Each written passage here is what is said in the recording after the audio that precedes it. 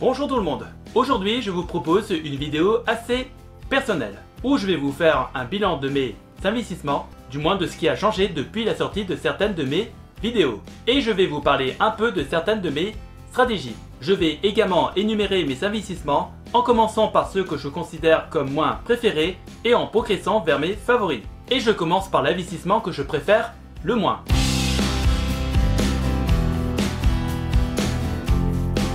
Mon investissement que je classe comme le moins préféré est lié aux métaux précieux. Pour être honnête avec vous, le placement d'argent ou l'achat de métaux précieux n'est pas pour moi un investissement. Je dirais que c'est plus une assurance contre certains risques comme l'inflation ou la faillite des banques. De plus, détenir des métaux précieux ne génère aucun revenu. Et ça demande pas mal de connaissances pour bien choisir ces métaux précieux. Bien que j'ai réalisé une vidéo sur la sélection de critères pour les métaux précieux, je tiens à souligner que ces critères ne constituent qu'une partie des informations à connaître. J'investis dans les métaux précieux pour au moins diversifier mon portefeuille et je le fais principalement avec des ETF. J'ai également ouvert un compte avec une société qui garde mes métaux précieux dans leur salle suite à leur achat. Dans les prochaines vidéos, je partagerai plus en détail les plateformes que j'utilise pour ce genre d'investissement. Et on passe à l'investissement suivant.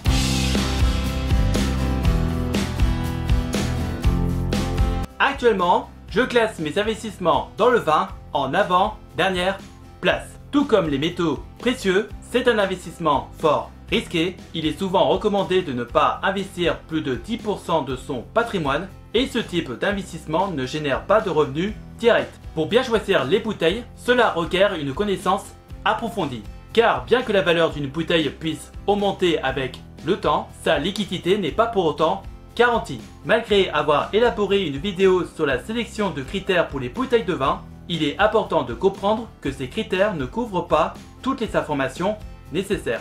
Il existe plein d'autres critères à prendre en compte. Et cela demande un suivi constant du marché du vin ou de la valeur de telle bouteille. Au moment où je fais la vidéo, mes bouteilles m'offrent des plus-values et j'ai investi dans 4 bouteilles de vin rouge et de vin blanc et elles sont gardées au frais dans une cave à vin gérée par une société. Prochainement, je vous présenterai la plateforme que j'utilise pour mes investissements dans le vin. Et on passe à l'investissement suivant.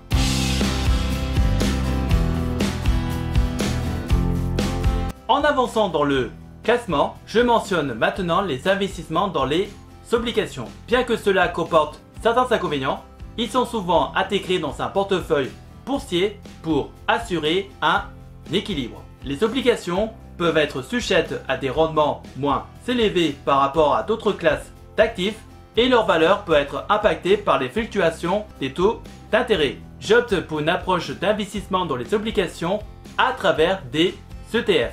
Et pour cela, j'utilise spécifiquement l'assurance vie Nalo, qui alloue une partie de mes fonds à des ETF d'obligations. Ces ETF sont choisis selon des critères définis par des professionnels, offrant ainsi une gestion automatisée et diversifiée de mes investissements obligataires. Autrement dit, je laisse mon investissement dans les obligations à des professionnels, même si cela revient à payer des frais de gestion.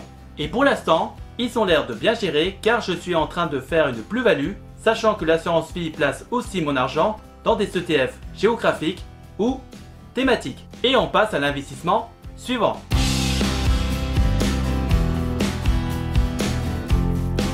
Après l'investissement dans les obligations, j'apporte désormais les investissements dans les crypto-monnaies. Bien qu'elles présentent certains inconvénients, notamment leur volatilité et le manque de régulation, les crypto-monnaies demeurent un investissement intéressant, particulièrement celles qui sont soutenues par des projets solides en cours de développement. Avec les crypto-monnaies, certaines opportunités permettent de générer des revenus, comme le stacking ou le minage. Personnellement, je me suis encaché dans le stacking avec certaines de mes crypto-monnaies grâce à mes comptes avec des exchanges comme Philmaning, Pivavo ou Pipanda. Et j'ai pris la décision de fermer mes comptes chez Coinbase, Nexo et YouHolder. Cette démarche découle de changements de politique venant de ces plateformes et qui ne s'alignaient plus avec ma stratégie d'investissement. Et j'ai trouvé des alternatives mieux adaptées à mes besoins et en ce moment, j'ai un portefeuille de 20 crypto-monnaies dont mes 2 plus grosses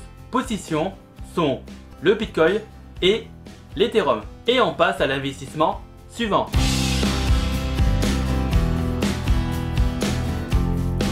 Dans cette place, je positionne mes investissements dans les startups. Cette catégorie partage des similitudes avec l'investissement des actions en bourse, mais elle comporte des risques accrus. On s'engage au début du développement d'une entreprise, une phase où elle doit encore faire ses preuves. Et la compétition avec des entreprises bien établies peut être féroce.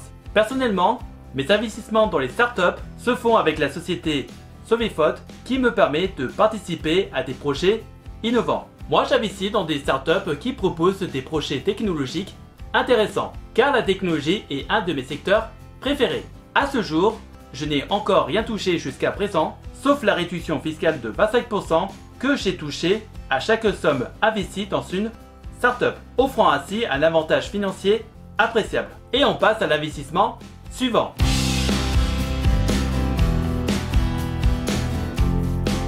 La troisième position de mes investissements préférés est attribuée à l'immobilier, seulement à travers des SCPI ou le crowdfunding. Malheureusement, les contraintes de temps et ma situation actuelle ne me permettent pas d'obtenir un crédit bancaire pour l'achat d'une propriété physique. En attendant que ma situation évolue, je privilège l'investissement dans l'immobilier à travers des alternatives telles que je viens de les mentionner.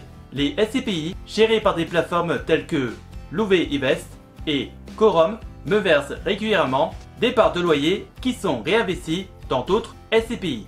En plus de ce genre d'investissement, je reçois des intérêts et des loyers venant de différents prêts investis avec des plateformes françaises comme La Première Brique et notamment avec des plateformes étrangères comme i7Guru, dont celle-ci a pas mal de problèmes avec certains de ses prêts. Cette société explique les différentes raisons de ces problèmes en publiant régulièrement des articles. Et on passe à l'investissement suivant.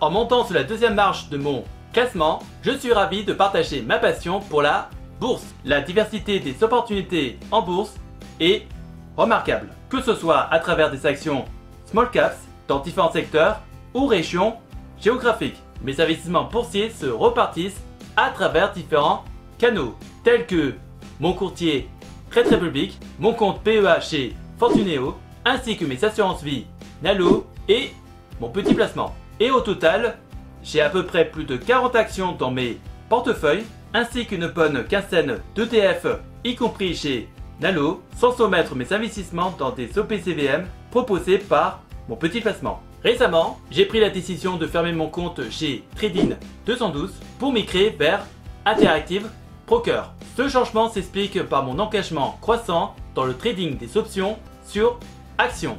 Dans une prochaine vidéo, je partagerai mes gains ou mes pertes et un aperçu de ma stratégie, comme j'en ferai une autre pour Interactive Broker. Et on passe à l'investissement suivant.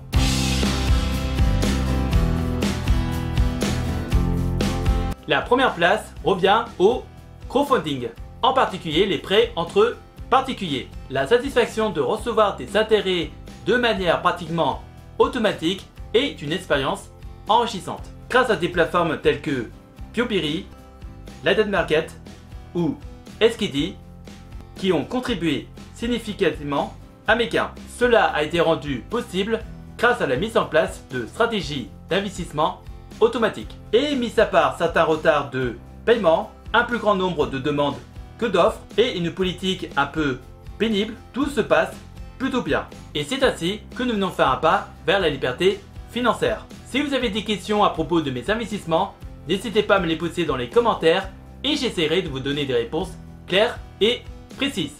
Et si par hasard tu cherches des solutions pour faire travailler ton argent ou générer un revenu passif, tu peux regarder dans la description de la vidéo des playlists de vidéos d'avis de plateformes d'investissement que j'utilise pour faire travailler mon argent, que ce soit dans la bourse, les prêts, l'immobilier ou les crypto-monnaies. En attendant la prochaine vidéo, je vous laisse avec deux autres vidéos qui s'affichent actuellement sur l'écran. Prenez soin de vous, faites de bonnes recherches et je vous souhaite un bon investissement. À la prochaine!